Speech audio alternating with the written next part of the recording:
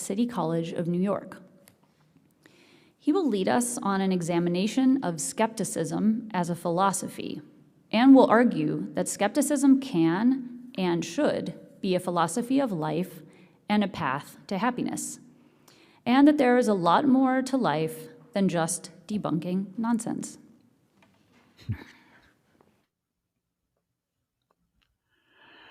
Thank you. It is a pleasure to be here. Well, actually, I'm not there. I wish. I've been at your beautiful location before, and it would have been nice to be in person, perhaps next time. So yes, we're going to talk about skepticism today, both what I call ethical and scientific skepticism, and I'll try to convince you to at least give some thought to the possibility that this is a good way of thinking about life in general. And I'm going to present a few slides, and then hopefully we will have time for Q&A, because that, for me, is certainly the most interesting part anyway. So let's get started. Now, skeptics don't have a particularly positive reputation. If you talk to somebody in the streets and say, so what do you think of skepticism? And they think that is an attitude of always denying things and always saying, no, I'm not interested. So this cartoon illustrates, it's the banner says, "Welcome, National Society of Skeptics," and one of the two fellows says, "I don't believe we met," and the other one says, "I don't believe you don't believe we met." So this skepticism as in kind of a sour attitude toward always saying negative things about. But that's not really what skepticism is about. In fact, the word skeptic comes from the Latin skepticus, which itself is derived from the Greek skeptikos, and it just means inquirer.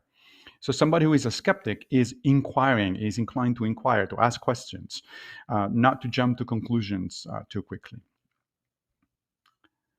And skepticism has, in a variety of forms, a long history. Here are some of the most representative, over the next 2 or 3 slides actually, some of the most representative figures of skepticism. Arguably, the first skeptic in the Western tradition was Socrates, who famously went around just asking questions to people, and in the process showing that people really didn't know most of the time what the hell they were talking about, even though they pretended that they knew.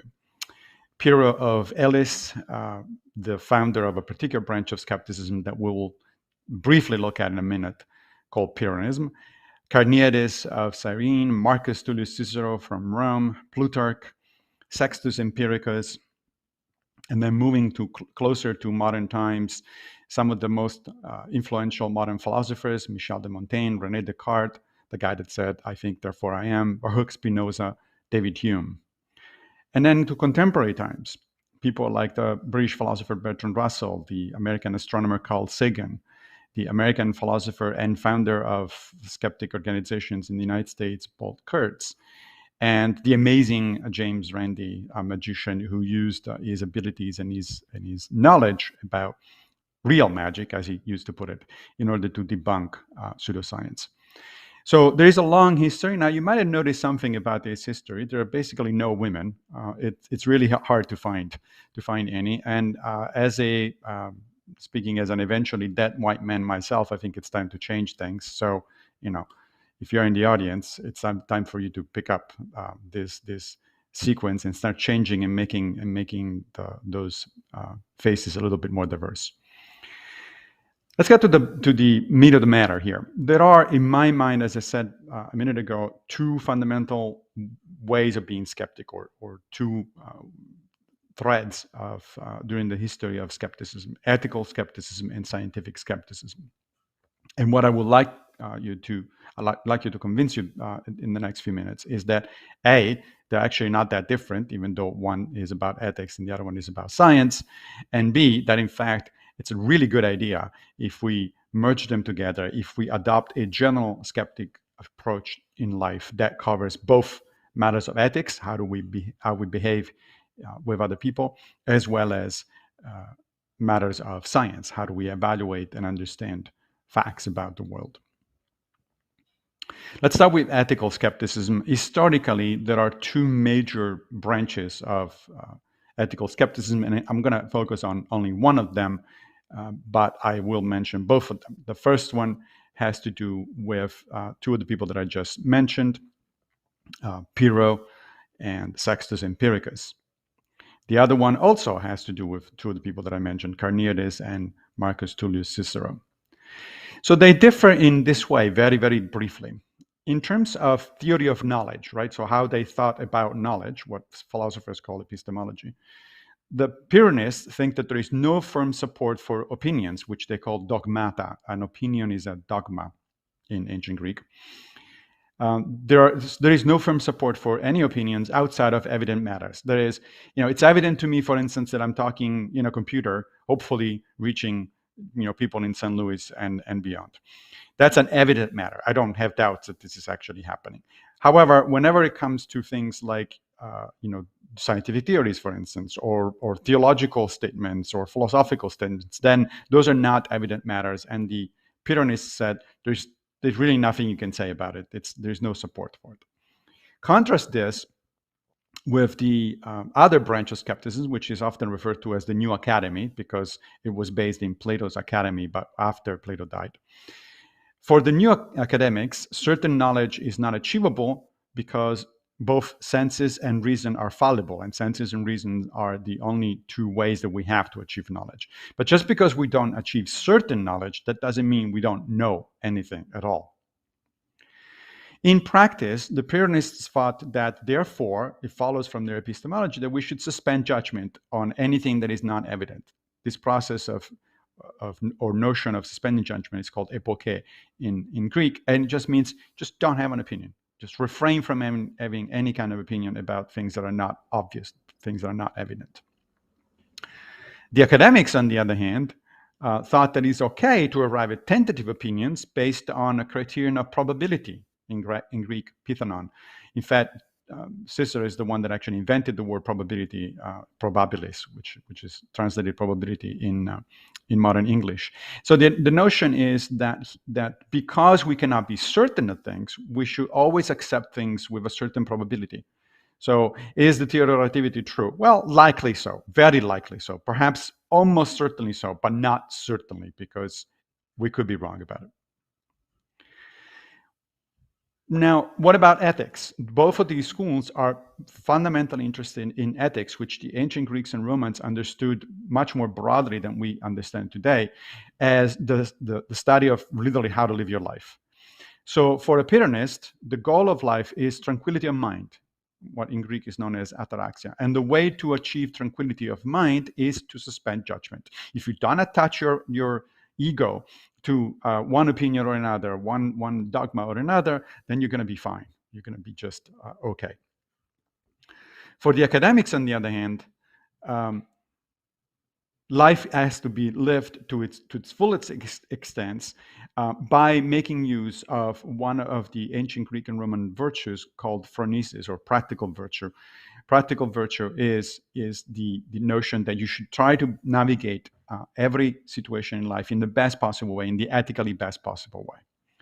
Now, these are the basic ideas about the two different kinds of ethical skepticism. We're going to focus on academic skepticism because I don't think that a lot of people today will go around just suspending judgment and thinking that gives them tranquility of mind. I don't think that's actually a tenable position. It's interesting, but it's not a tenable position. What we're going to try to do, on the other hand, here is to understand how we can live a good life by taking seriously the notion that knowledge, it cannot be certain, and taking seriously the notion that, in fact, we should engage only in probabilistic statements or beliefs.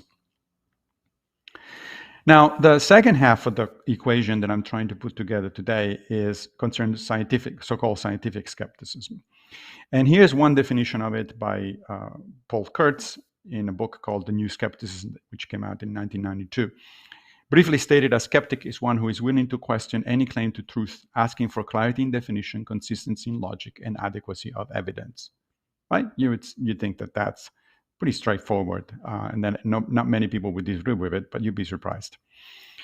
Carl Sagan, in The Demon-Hunted World, which came out a few years later, says, the question is not whether we like the conclusion that emerges out of a train of reasoning, but whether the conclusion follows from the premises or starting point, and whether that premise is true. Right? So it's not about what I like or what I don't like, it's about what is true and what is not true, or more precisely, about what is likely to be true or not likely to be true. Now, scientific skepticism has a huge, set of concerns. Basically, there's a large number of things to which it can be applied. Right smack in the center, you'll see a reference to the issue that has been introduced and briefly discussed just before this talk. That is the picture you see there is of somebody who is a global warming denialist, and he says, in fact, global warming is a socialist scam. And no, it's not. Very likely not. But you can see also vaccine denialism to the right. You can see on the bottom right creationism. That's Jesus on top of a dinosaur, having fun. It's moving toward on the lower part in the center, lower section in the center. That picture that says just water represents homeopathy. Further to the left, of course, flying saucers. Going up on the same column, we have astrology. Going further up, we get telepathy or other kind of paranormal phenomena. Moving to the center top, we have pseudoscientific notions such as eugenics. And moving then finally to the right, we have Yeti or other kinds of Sasquatch or other kinds of bizarre creatures that very likely don't actually exist. This is the domain, the classic domain of scientific skepticism. That is, it deals with all sorts of strange claims that either go opposite to what science has concluded, or are in fact directly, straightforwardly pseudoscientific. Now, one of the points I want to make today is that, as I said, ethical and scientific skepticism actually go hand in hand and have done so for 24 centuries. Let me give you two examples.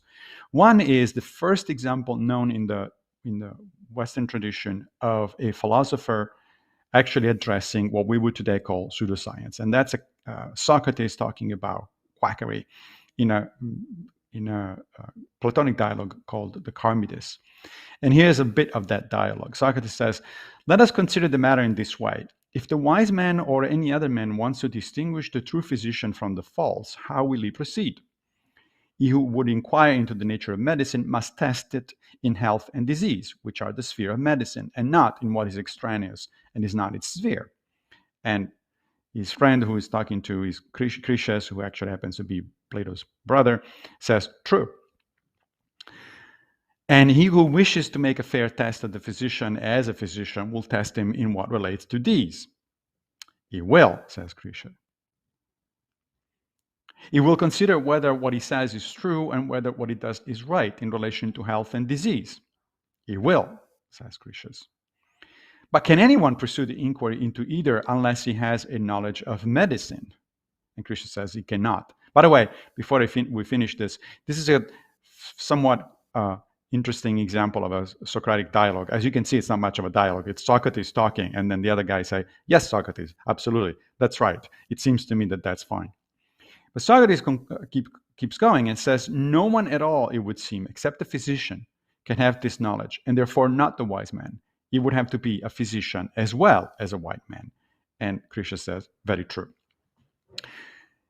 What Socrates is getting at here is that it's difficult to tell the difference between an expert and a fake expert.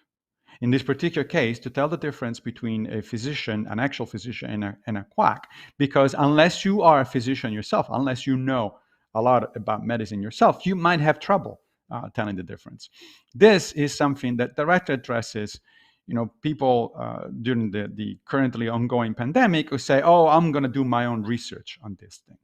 No, you are not, because you don't have the competence to do your own research. Yeah, anybody can look up scientific papers or blog posts on Google, but what good is that going to do you unless you have enough background understanding that you actually know what you're talking about?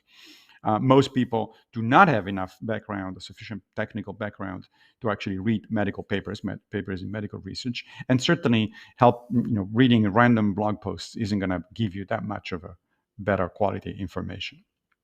The second example has to do with Cicero, the ancient Roman who really brought actually philosophy basically to Rome, and who wrote about divination and astrology. Divination is the ability to predict the future based on signs from the present, such as the entrails of animals or the flight of birds, that sort of stuff, which was very popular in ancient Greece and Rome.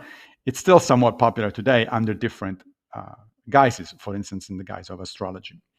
And here too, we find a very early example in which an ancient philosopher directly addresses what we call today pseudoscience, in this case, much more systematically actually than Socrates, as I'll show you in a minute. So in De Divinazione, on divination, Cicero mounts this attack against what he considers a superstition. As I said, we will call it pseudoscience. He says, as I fear to hastily give my assent to something false or insufficiently substantiated, it seems that I should make a careful comparison of arguments. For to hasten to give assent to something erroneous is shameful in all things. Notice here that he's making an ethical point. He's saying that it's just wrong to assent to something that is probably false. So this is not just a question of right or wrong and truth or falsehood. It's a question of ethics. Why? Because to assert something true when it's not actually has consequences, sometimes dire consequences. Also in De Divinazione, he says, speaking frankly, superstition, which is widespread among the nations, has taken advantage of human weakness to cast its spell over the mind of almost every man. Right? So he's making, again, the point that superstition, which unfortunately then as of now is widespread, takes advantage of human weakness. So we have victims, pseudoscience has victims. Notions that are not true have victims. They're not victimless crimes. When people say, well, what's the harm if people read the horoscope in the morning? They don't, that doesn't do anything. Well, actually it does, because it's connected to a number of other things. If you are the kind of person who read a horoscope, you're also, research shows, more likely to be the kind of person who denies climate change or who denies vaccines and so on and so forth. And those things do have consequences.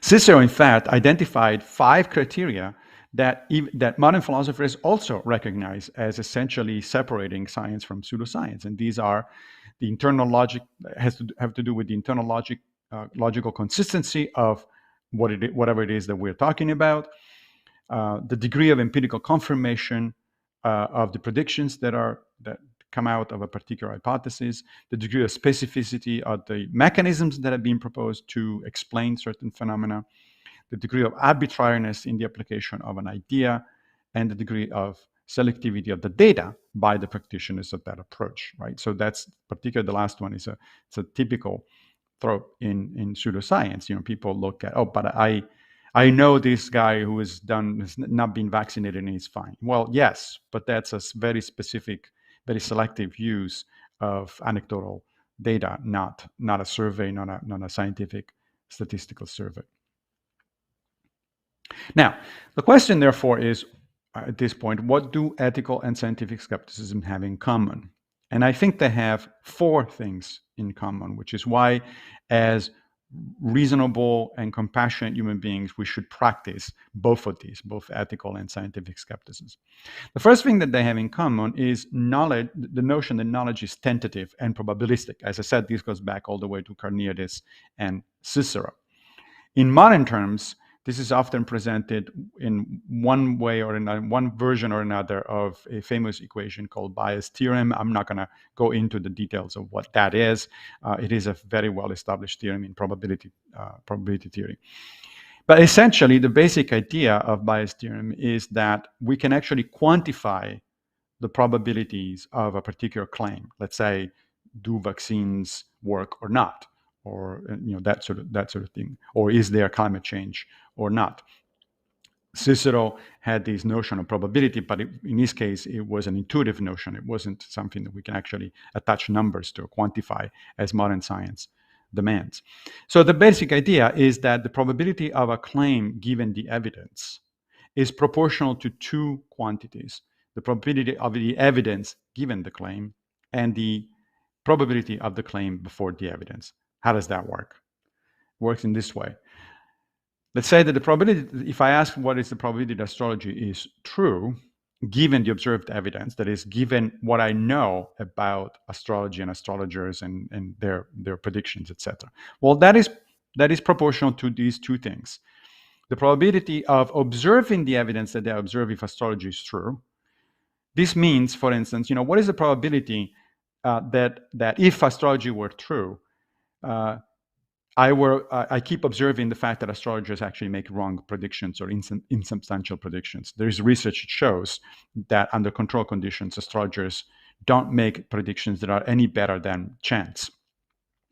Well, the probability of observing results next to chance or near chance, if astrology is true, it's actually very low, right? Because if astrology were true or correct, then I should observe something far better than a chance performance. But if I don't, that means that that probability is low.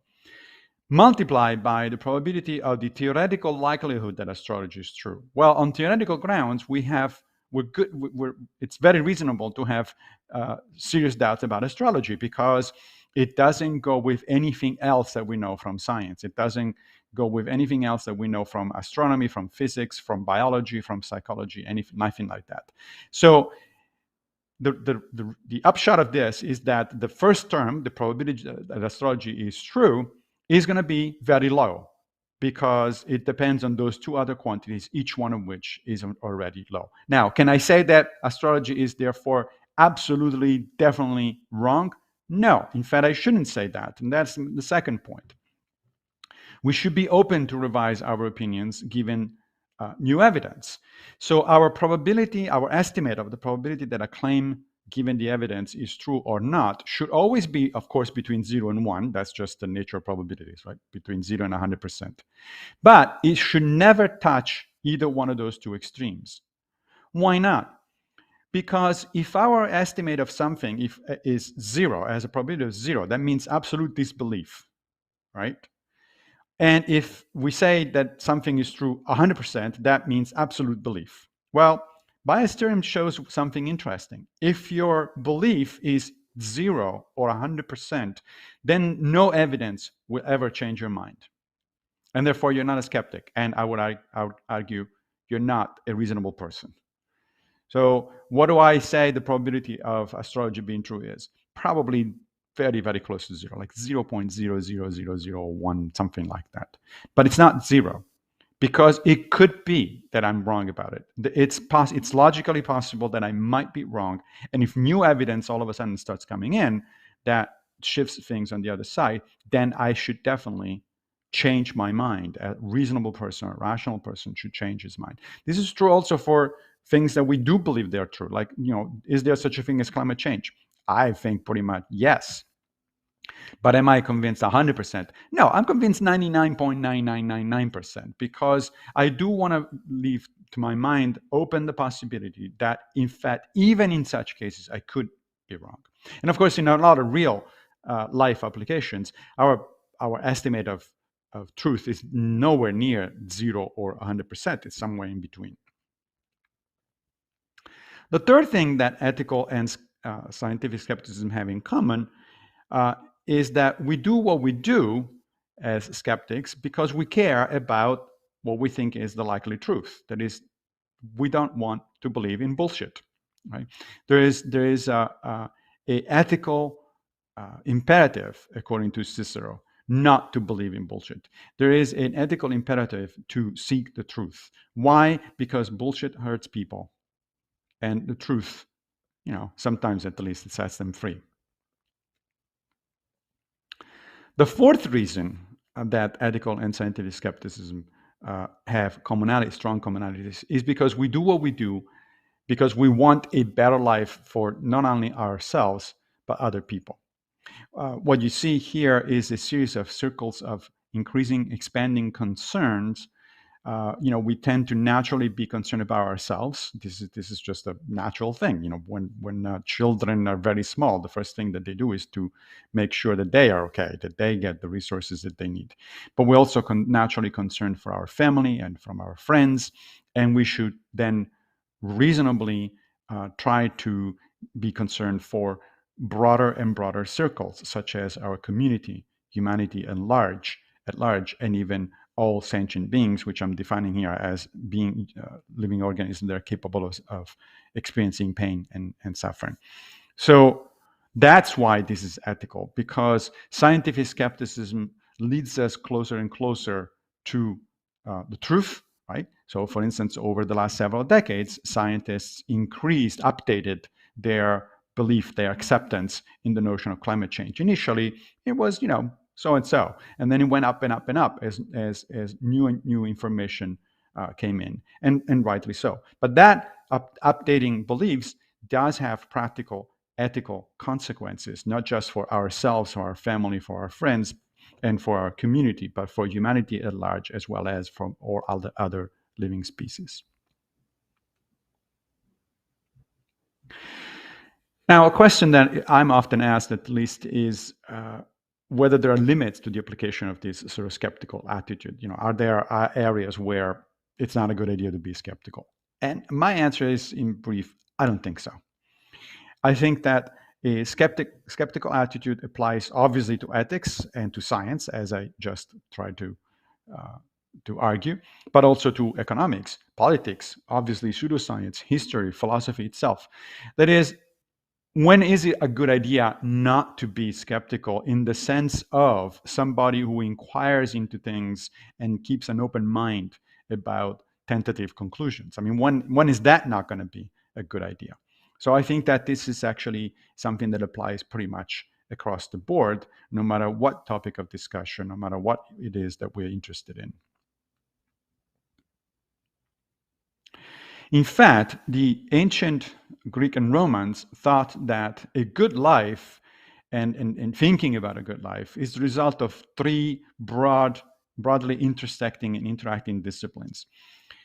You need to know a little bit about logic, understood here just as broadly as possible as how to think, as the notion of how to think. It's not just, we're not talking just about formal logic and equations and things like that. We're talking about good thinking, good reasoning, right? Science, because science tells you how the world works, and if you don't understand how the world works, then you're in trouble. If you don't have a good working model of how the world works, then you're likely to make mistakes. And of course, how to think and how the world works are connected, right? You don't get to discover how the world works unless you think properly. You don't get to understand the consequences of certain notions about the world unless you think properly.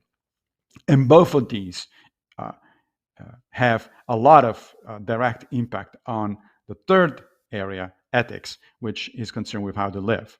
In other words, the notion here is that we don't figure out how to live well as human beings unless we think properly, we think well, reasonably, and unless we actually understand as much as it is possible for a human being how the world works. All of these three things together lead to what the ancient Greeks called eudaimonia, or a life worth living, a life of flourishing.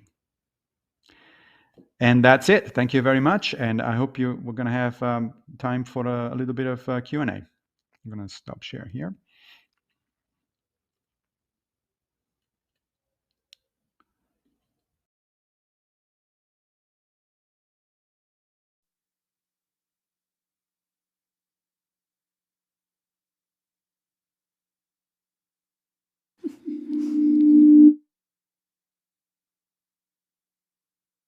For a